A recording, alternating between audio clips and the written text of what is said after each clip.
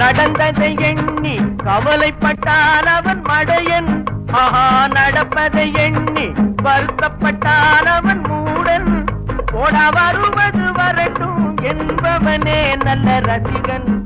அவன் இவனே, இவன் அவனே.